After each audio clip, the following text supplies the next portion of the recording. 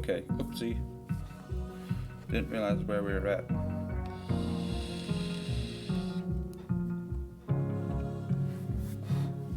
Okay.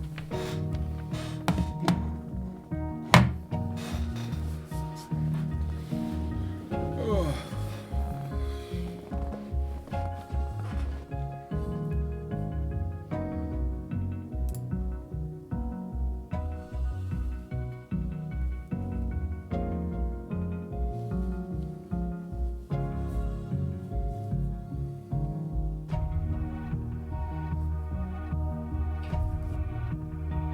Come on, you Blues. Okay, let us just see how everything is sounding and looking.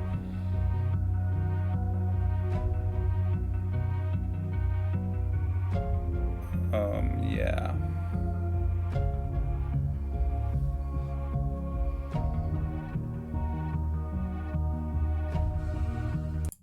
Okay, well, here we are.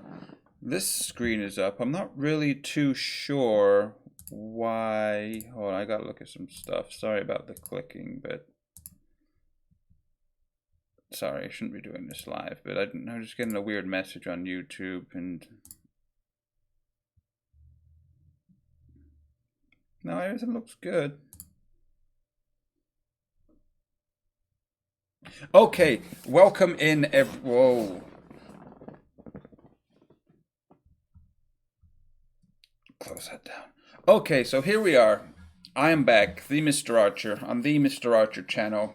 Been a long time since the West Ham match review. Again, stuff's just been going haywire at work, other things going on, so I haven't been really able to get to the channel to do very much. But here we are. It's better late than never. You guys will probably be seeing this Saturday morning in the UK if you're watching it all. And welcome back, anyone that's here. Just start off right now. We're saying thank you to somebody that sent me a text or sent me a comment on one of my messages today. It was Lewis, asked me when I was going to do another stream. This is it, Lewis. Don't know if you're going to stop in. I know it is late over in the UK. But anyways, let's get on with it. Everton versus Brighton and Hove Albion. What are we looking for? Well, obviously we're looking for a win. You know, you watch other people talk about it, other Blues, other community channels, all that good stuff. And they say, Brighton, tough game. We're happy with the point. No, I'm not going to be happy with a point. Because if we get a point, it's like it was almost like a false dawn last week against West Ham, where we came out and Marco Silva's job was on the line and the players were getting slagged off and this and that. And, we were demanding changes. We got the changes we wanted. Tom Davis came in. Andre Gomez was back. We got Theo Walcott starting on the right to compensate for Richarlison playing up top. We had Sidibe playing because Seamus Coleman was out. We had Alex Iwobi in the number 10 position instead of Gylfi. I can score wonder goals, but that's all I can do. Sigurdsson. And, that's it. We got what we wanted. We got the performance we wanted. We should have scored more goals. Let's just put it that way. But the performance, the attitude, the endeavor, the determination, it was all there. The crowd was there. Goodison was buzzing. Everyone was loving life. And then, and that's what we should have been doing. That's what we should be doing away from home. That's what we should have been doing at home originally. West Ham should have conceded, like I said, 2 or 3 more goals. Yerry Mina should have scored the header because fucking poor Tierney, got trigger happy with the whistle, doesn't know what he's doing, won't let VAR do its job, all that stuff. So that was last week. 3 points, we moved out the relegation zone. That's all well and good. But like I said, people saying, oh, it's Brighton. Brighton, they spanked Tottenham 3-0. Brighton, they were lucky or unlucky not to get a point at Aston Villa last week, yada, yada. It's Brighton and Hove Albion, for fuck's sake. Like, I understand they're a different team now than when Chris Hughton was there. And Potter's got them playing some good football. They've got really good players. Sadly for them, Moy, one of their most creative midfielders, will not be playing. And, that's to our benefit. But the only person they're going to bring in, they're going to bring in Solly March. The 2 players up top, they've got Connolly and Mape up top. We all know about their their defensive qualities. They've got Lewis Dunk at the back there, and I forget the other shithouse that plays back there. But, they try and play football. But as Marco said in his press conference, they try and do the same thing. They've got a very, disciplined and well-organized game plan, but that seems to be the same game plan that they go with most of the time. Yes, they want to play football now. You're not seeing what's the codger's name that plays up top for I don't even remember, 34, 35-year-old codger that plays up there sometimes. But he's just a substitute player now. Comes on when they need to go long, but it's our away form that's the problem. It's the away form, and if I was looking at a bunch of predicted starting lineups, a bunch of previews, and most pundits, most qualified people have Brighton winning solely based on the fact that we've had a shit start to the season, sole fact that we have a shit away form, and people just probably looking at last week against West Ham and saying, oh, West Ham had an off day, yada yada. But no, we need to go there and we need to win. Simple as that. We need momentum. Marco Silva's job is still going to be on the line. I'm not going to be happy with a point. Some Evertonians will be happy with a point with our recent form, with, the small steps approach. But no, if we play with the lineup that I want and that we should have, which we'll get into right now, let's just go to what the starting 11 should be, what I think the starting 11 should be. Here we go. Nothing really too different than last week. The enforced change might be Mason Holgate coming in for Yerry Mina. And Yerry Mina has to be 100% fit to play in this game. We've got Watford in the Carabao Bukake Cup coming up midweek, so if I had the choice of playing a 95% Yerry Mina versus Brighton or 100% Yerry Mina versus Watford, I'm taking the Watford game all day long. So Mason Holgate comes in. I heard absolute drivel, absolute shocking drivel during the week also when I was watching this. People suggesting that Morgan fucking Schneiderlin should come in instead of Mason Holgate to play for Yerry Mina. What are these people smoking? What are you on? What prescription medication are you on where you think that Morgan Schneiderlin should even get a sniff near the first team in the midfield? Do you think he should come in? I'm not even going to get into it anymore. No, it's not going to happen. So, obviously, Jordan Pickford in goal. Luca Le Magnifique Dean at left back. Djibril Sidibe should keep playing instead of Seamus Coleman. Sidibe and Walcott looked great on the on the right side. Yes, he was caught upfield quite a few times. But the simple fact is that Sidibe can play and be farther up the pitch and do more than what Seamus Coleman could do on the offensive side of the ball. I think he's equally as good defensively. He's just as tenacious. He's just as willing to get stuck in as what Seamus Coleman is. Seamus Coleman may be the captain, but he didn't do anything captain material when he got sent off in that game. So, end of. Sidibe plays. Michael Keane has to play because we don't have any other centre backs. But, he had a decent, steady Eddie game last week against West Ham. Didn't really, make too many errors, if any errors at all, besides the time that Pickford slammed it and he decided he was going to take it on his chest when it was going out to Sidibe. But, that's by the by.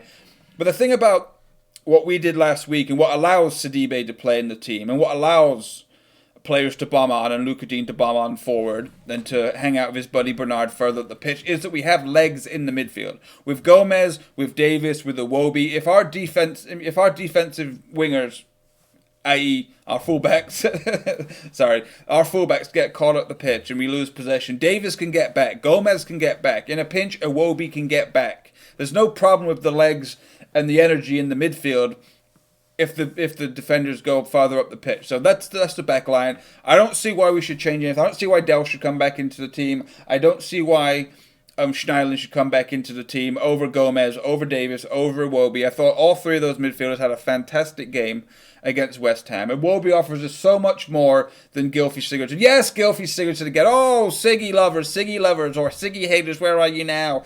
Siggy lovers, you know what? Sigurdsson did last week what he does in games and what he did for us most of the time last season. Scored a worldie, scored a screamer, put the game to bed, put it beyond West Ham's reach, all that good stuff. Yeah, over 90 minutes, I have to have Alex Iwobi in there. His darting runs forward, his movement, all of it was absolutely fantastic. And saying that Sigurdsson's got a better touch or Sigurdsson can see a bigger picture of the play, I don't care. I personally don't care about what Gylfi Sigurdsson brings to the team if he just brings the goals. Because we've been trying to play a certain formation this season, a certain way of playing, but Sigurdsson has just not been up to the task and doing what is required of it. I don't know if Sigurdsson playing with Richarlison up top might do something a little different, but from now on, what we had last week is perfect. So Iwobi, Gomez, Davis, all play, all start. Let's go from there. Little Bernard, Mr. I will tear you apart every time you start doubting me. Mr. Bernard, obviously going to play on the left-hand side. Him and Luca Dean, big spoon, little spoon on the left-hand side there. Looked magnificent. Going to need his trickery. Going to need his technical play. Going to need his ability to commit a defender, to move defenders out of position against Brighton. So he plays. Walcott has his haters. Walcott, he's not my biggest, I'm not the biggest fan of Walcott, but it's basically most of the time because of his end product. But from what we saw last week, him when he plays with Sidibe, I think looked a lot better than when Walcott plays with Seamus Coleman or when Walcott played with Cuco Martina and all those other players. I think we need to give the Sidibe Walcott thing a shot. Because last week it looked absolutely fantastic. Walcott hitting 25 yards, screamers and hitting the bar.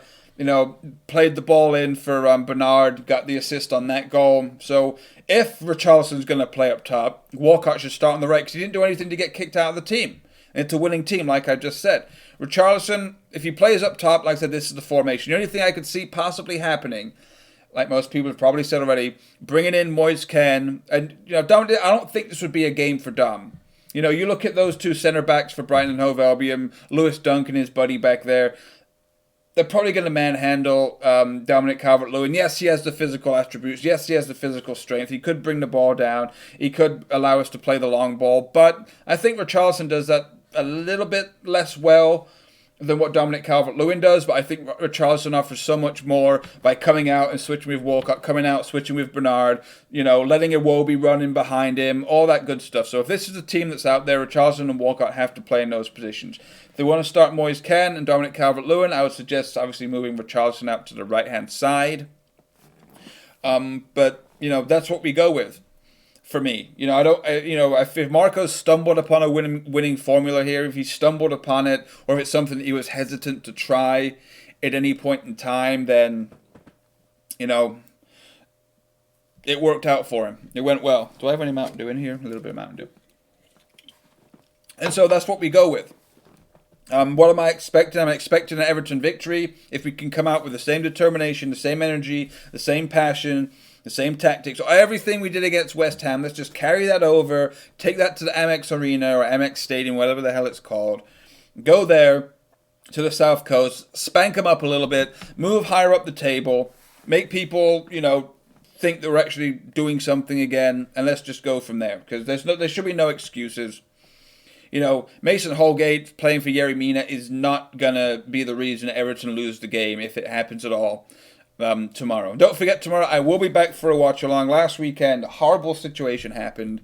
Cars getting towed, 3 or 4 people staying over at the house when they weren't supposed to. Out of the courtesy and the etiquette that I follow in my everyday life, I didn't feel that it'd be right to get up 6 a.m. here for the 6:30 kickoff, screaming, yelling, shouting when I've got 5 other people in the house trying to sleep, trying to get their rest in for a big wedding the day after, all that stuff. So the sacrifice was you guys didn't get to see me. We didn't get to enjoy the victory together. We didn't get to hear the screaming and yelling and all that good stuff. So, that's it. That's the starting lineup. That's the preview. Nothing much. All I can say is, I guess, Brighton and Hove Albion, it's going to be a tough game. They've got decent players. They're trying to play a decent way. But you know what? We're Everton FC. We won. We took 3 points last week. We found the right formula. We found the right players. We know what we're doing now. So it's going to be an easy 3 points. I'm going to say that we win this game 3-1. Yes, that's what I'm saying. I'm saying Iwobi gets on the score sheet. I'm saying Richarlison gets on the score sheet. And I'm going to say that Mr. Andre Gomez is going to score an absolute sensational goal tomorrow. Andre Gomez, that's what I'm going for. Andre Gomez, yes, sir. 3-1. We're going to win. don't forget to stop by for the watch long. Probably later today if you're watching this in the UK. And I'm going to stop this video, and then I'm going to play the Everton, Brighton and Hove Albion game. So check that video out also. Thanks for watching. And come on, you Blues.